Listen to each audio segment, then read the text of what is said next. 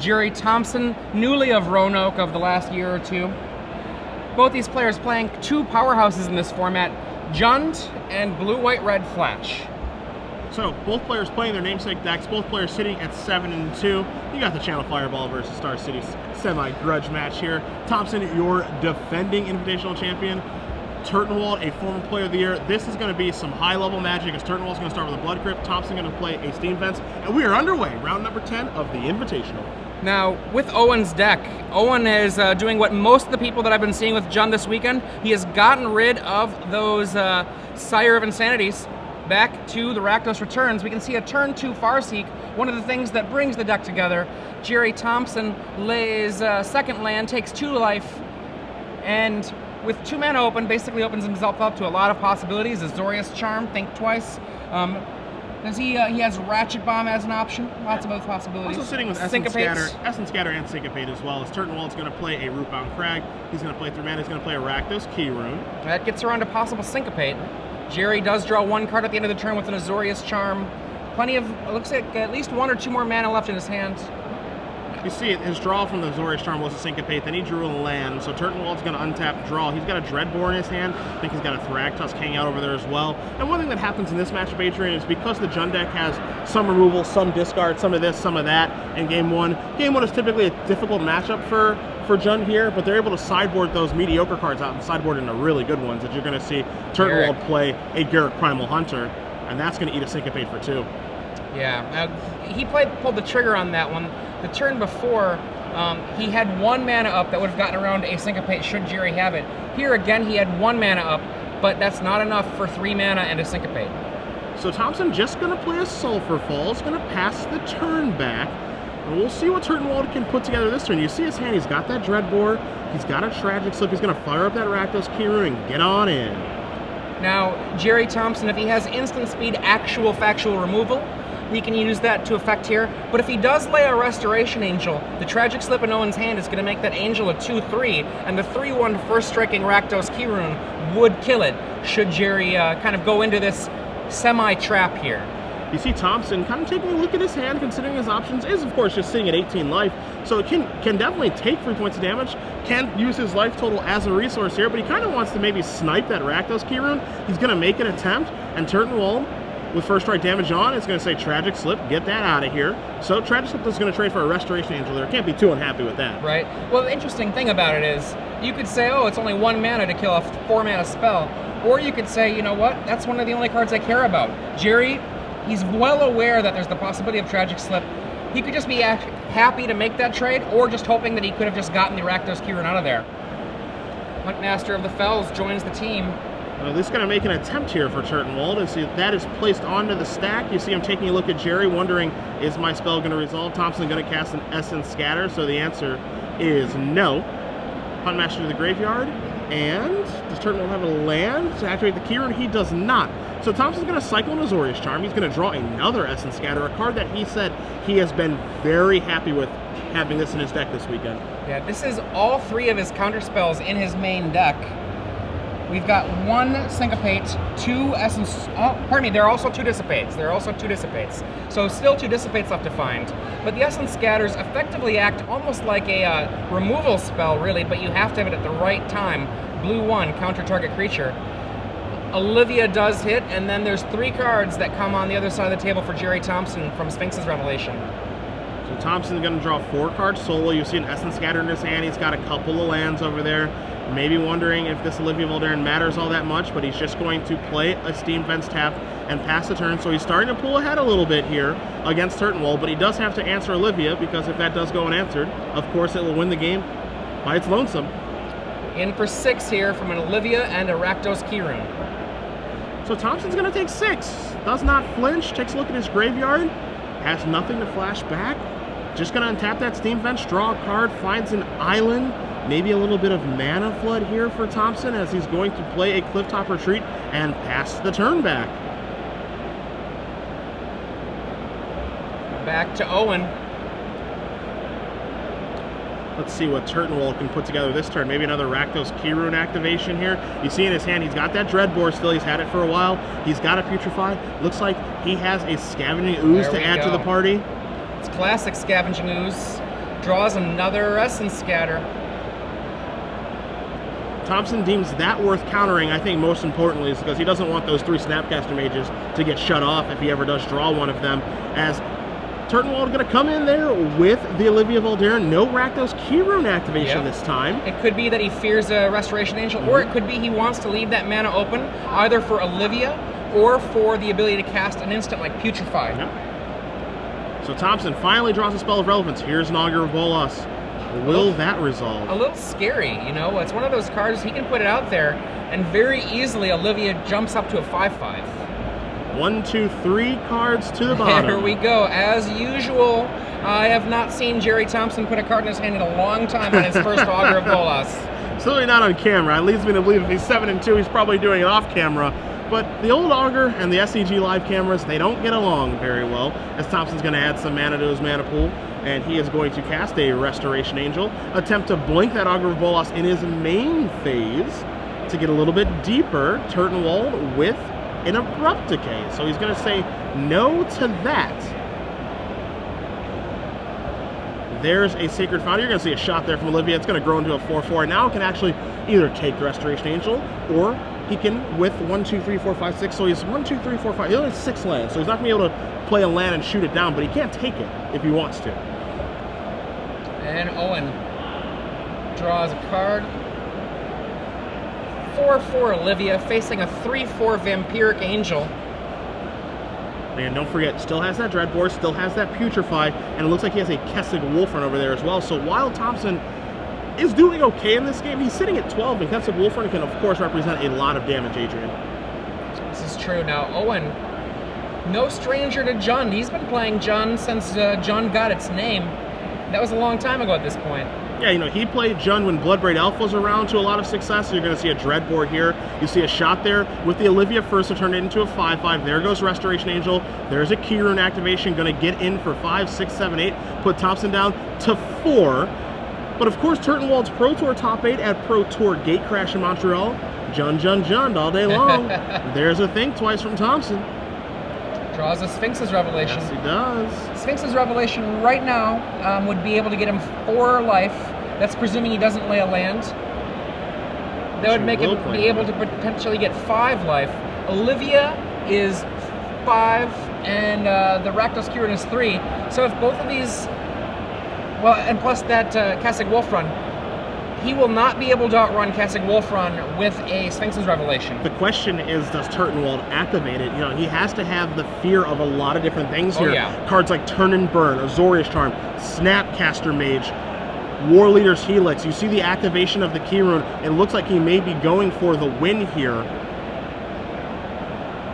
So, here's the activation, here's the attack. This is an attack for 8, Thompson at 4. So Thompson is the first one who has to react here. Right, and he only has the ability to Sphinx's Revelation for 5. So that would put him up to 9. With a Kessig Wolfrun, Owen would knock him exactly to 0. Yeah, 5, 6, 7, 8, 9. Yeah, that will be exactsies, as they say. There's a Revelation. It's going to be for 1, 2, 3, 4, 5. Pushes him up to 9 life. Assuming we've got those life totals correct. So 1, 2, 3, 4, and 5. Turtenwald says activate, and Thompson says, okay, you saw it, I'm dead. So Owen Turtenwald's going to win game number 1 here against Gerry Thompson. Jund up a game against Blue, White, Red Flash. Again, both these players sitting at 7-2. This round, very, very important to their top 8 dreams here at the Invitational. Yes, and one of the things about where Owen was at there, he did not seem to come out, you know, in any kind of screamingly fast fashion, but that's not what Jund does. What it does is it sticks a single card that can win the game all by itself. And in this case, that was Olivia. Now, he did get about maybe 6 or 9 damage in with the Keyrune. The Keyrune are one of in Owen's deck, but for the most part, Olivia did all of the heavy lifting there. And, you know, the tough thing about Jund there, too, is, you know, if you ask Owen, how was your draw that game, he'd say pretty mediocre. I did draw a couple of removal spells. I didn't do very much, but I was able to get the job done with that Keyrune that you mentioned, with that Olivia getting a couple points in, which isn't even great in this matchup. And that's what's terrifying about Jund, is that you know, in this matchup, it has some mediocre cards in its for game one, like a Putrefy, like a Dreadbore, those type of cards, but they did just enough to get the job done. As we move on to sideboards here, we'll take a look at Gerry Thompson's first, as he's going to be on the play. I'll let you analyze what he can bring in to fix his Jund matchup. Oh boy, to fix it, that's, I don't know that anything fixes it, but what he does have, personally, with all of the cards, even with the change in how Clone works and taking care of a legend, I do like the ability of Clone to make Thragtusk be a thing that you can fight better. You know, when you crap, he does not have Evil Twin though. If it was Evil Twin, I would say that would be a great choice. Clone, a little bit less good. He obviously doesn't have the black mana to make Evil Twin work, but Clone is a good anti-Thragtusk card for one. Other than that, Negate is actually very good against Jund. Sometimes you can hit a Farseek and have their entire game crumble, but also you've got to remember Garruk Primal Hunter is a huge threat. Rakdos Returns, a huge problem. Both of those cards get answered in the form of Negate. And I have to think after that, Assemble the Legion for the long games is also quite good. And I might, if I really wanted to push it, throw in the Aetherling, a card that Jund has a hard time answering. You mentioned those negates and the things that it can hit in game one, you know, that Garruk Primal Hunter, some of the other cards in their main deck. We take a look at Turtenwald's sideboard. He's got some more nice targets for a negate. He's got 3 copies of Liliana the Veil, he's got 2 Underworld Connections, he's got 2 Duresses, and he's got an additional Rakdos' Return as well, playing the exact same 75 as Reduke, who we saw last round defeat Thomas and Olsen. Turtenwald both doing quite well in this tournament, is Duke and Turtenwald, those Jund players, and now we're going to see Turtenwald turn his deck into a lean machine. We're going to see him turn things around for himself here, board out some of those removal spells, maybe board out some of those creatures, move into a much more streamlined deck that beats control decks, as we are being told right now for our standard open that's happening today. You know, we just got a few people here. Normally for our standard opens, Adrian, what do you do? What do? We do around 400, 500. We're looking at around 10 rounds of Magic there. You know, sometimes I think Columbus we had around 650. So, you know, what we're doing here this weekend is we're doing our Mythic Madness giveaway. You know, which is you know, we're doing our Mythic Madness giveaway. We're doing 7 of each Mythic, which is super cool. I guess some people are interested in that because we have 897 players here. That is a lot of players. That would be a record. I don't know for sure, but I think this might be the largest non-Grand Prix Magic tournament that we've seen. 897. Little Mythic Madness, I would have came out too. So, you know, just that invitation that we're doing here, that you guys are watching 2 of the best players in the world, Gerry Thompson and Owen Turtenwald. We're going to be doing some standard open coverage for you guys after we get through these 8 rounds, 16 total. And then we'll cut over that standard open. We'll cover that too. Don't forget about our premium giveaways as well. Tonight we'll be giving away 3 months of premium. Tomorrow, 6 months, a book, the Chapin as well. So, you know, this is one heck of a tournament. As we see both players start off with some Ravnica dual lands here. Thompson with the Sacred Foundry untapped, going to pass the turn back, representing, as you said last game, a bevy of options. There are even more now. There are even more counter spells than before, and we see a negate. The negate hits a Farseek, and as I said before, I know in talking to Adam Jansen, the champion in Legacy for Milwaukee, he said, you know, if you negate a Farseek against Jund, sometimes the deck just doesn't work. And that's exactly what we see happen here. Gerry negates that Farseek, and then on his turn, lays an Augur of Bolas. We see a Rakdos Keyrune on turn, I want to say 3 here for Owen. So Turtenwald actually doing okay, even though that did get negated. But one of the things that you can actually do against Jund is you can attack their mana. They do rely on Farseek a little bit here, as Thompson's going to come in with that Augur of Bolas, and he does have a Detention Sphere in his hand that he could, if he wanted to, take out that Rakdos Keyrune and try to cut Turtenwald's mana. The question is it worth it? I mean, it's a pretty risky play. It's certainly a choice that you can absolutely make, but it's definitely risky. Oh boy, there's a card that you might want to get rid of. That's an Underworld Connections, and this is definitely something that you don't want to see on the table if you're Gerry Thompson. Yeah, this is a 2 of in Turtenwald sideboard. Again, Reed Duke playing 2 in his sideboard as well. Turtenwald does not find the land. Thompson going to cycle a Think Twice, gonna untap and draw, but Underworld Connections can take over a game by its lonesome if it is left unchecked, as Thompson draws a Sphinx's Revelation. So the question now is, does Thompson have a land to play? I mean, if he doesn't, it's almost worth thinking about flashing back main phase, that think twice to find it. Putting the shields down. Yeah. Always a scary proposition. Does he have a dissipate in hand? I mean, he is certainly representing a counterspell. That is the big thing here, and he's been representing one as he's going to come across with Augur of Bolas. But how important is it to represent that counterspell, let Turtenwald draw some cards with that Underworld Connections versus flashing back a think twice and trying to hit your lands? And he gets rid of, wow, the Rakdos Key Rune. Now, if Owen Turtenwald uses his Underworld Connections, that is cutting him off of mana. Yep. Now, so he is going to do that. One of the best ways, of course, to fix your mana, draw a card. Yep. Which it does not look like Turtenwald has found one, so he's going to play a Grafdigger's Cage and pass the turn back, and both these players are fumbling around on mana. Thompson draws a turn and burn, does not have a land. He'll start by attacking for 1 and pass the turn back, refusing to flashback think twice. He's playing it very patiently here. Because, well, my mistake there, of course, because of the Grafdigger's Cage, he actually can't flash it back. Good point. I do take that back, as Turtenwald's going to play a Hunt Master of the Fells after drawing that Woodland Cemetery. Essence Scatter, going to take care of that. So the Grafdigger's Cage, a 1-up in their sideboard, looking a little bit better than I thought it would.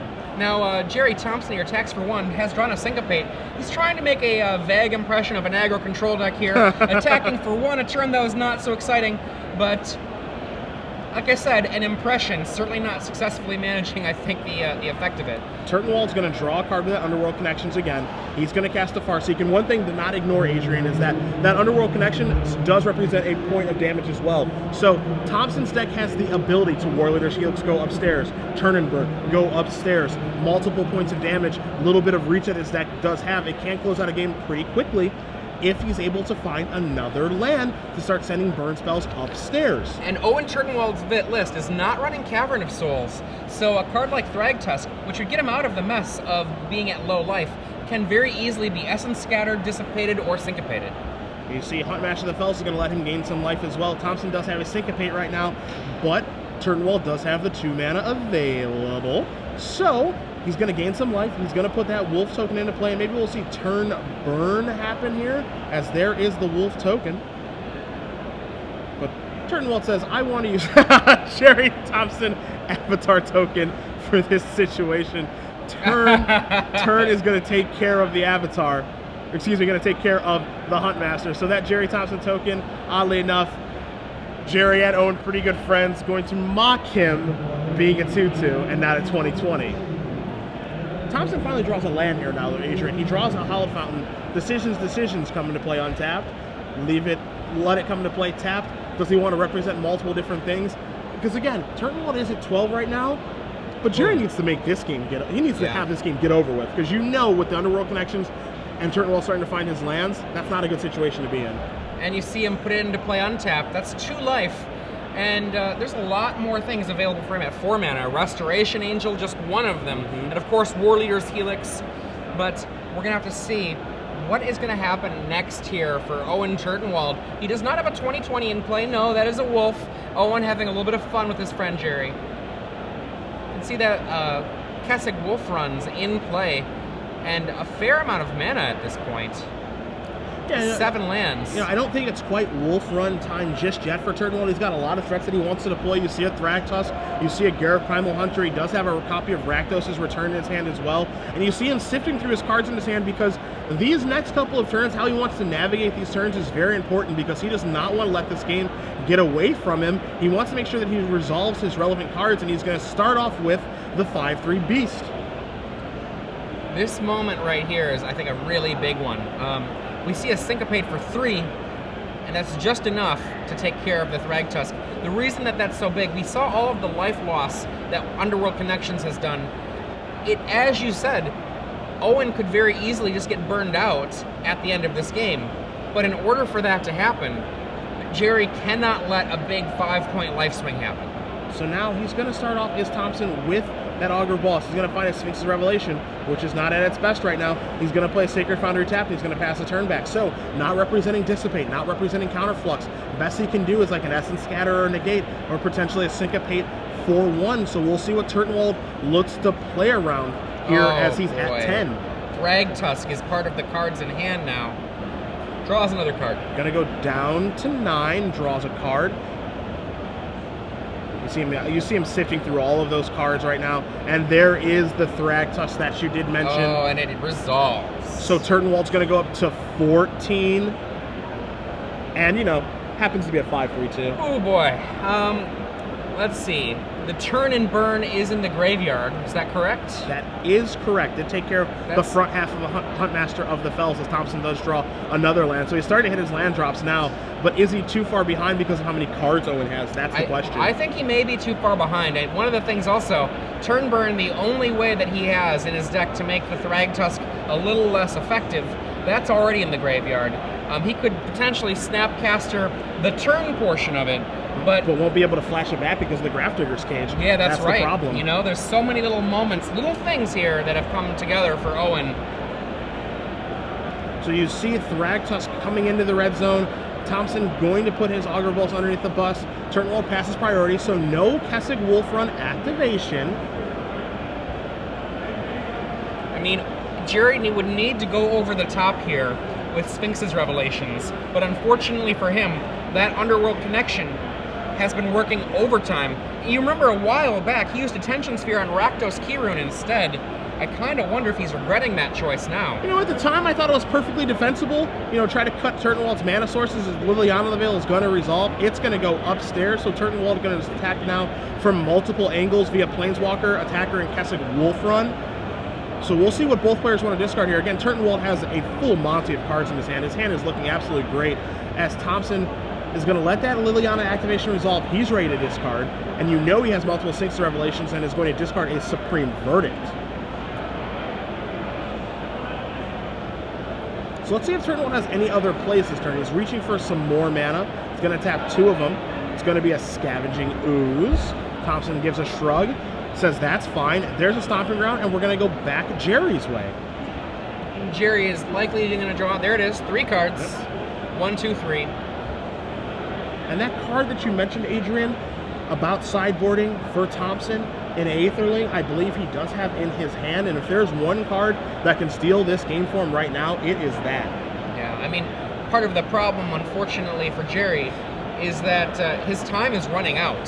That Scavenging Ooze has a lot of fodder to eat, and it will become very big.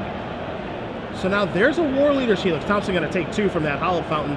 He said, I need to get that Liliana off the board, but more importantly, I'd like 4 life, thank you very much. This is going to pass the turn back and represent that Dissipate that he does have in his hand. So Turtenwald going to draw a card with Underworld Connections. Going to untap, maybe. We're going to see a Scavenging Ooze activation first. Figure out what he wants to remove, and it is going to be an Augur of Bolas to make that thing a little bit bigger, stronger, and faster. Okay, back to Owen, untapped with 1,000,000 mana. Obviously an exaggeration, but feels like it, I'm sure, it probably for feels Gerry. that way for Gerry. Yeah, where he's the thing for Jun, with how powerful the deck is and how powerful his cards are, the flashpoint is when it's able to play 2 spells in 1 turn. Because normally it's this deck that can play 1 spell a turn, and you can actually probably keep up with it then. But when it's drawing cards via Underworld Connections, casting 2 spells a turn, that's where things really get hairy. Absolutely. You see a Doomblade there in Turtenwald's hand. He's able to draw a card with Underworld Connections each turn, play a land, maybe Farseek, and then be able to do multiple things, and that's really scary. Because Dissipate can only counter 1 of the cards. So Turtenwald is going to take a look at his graveyard.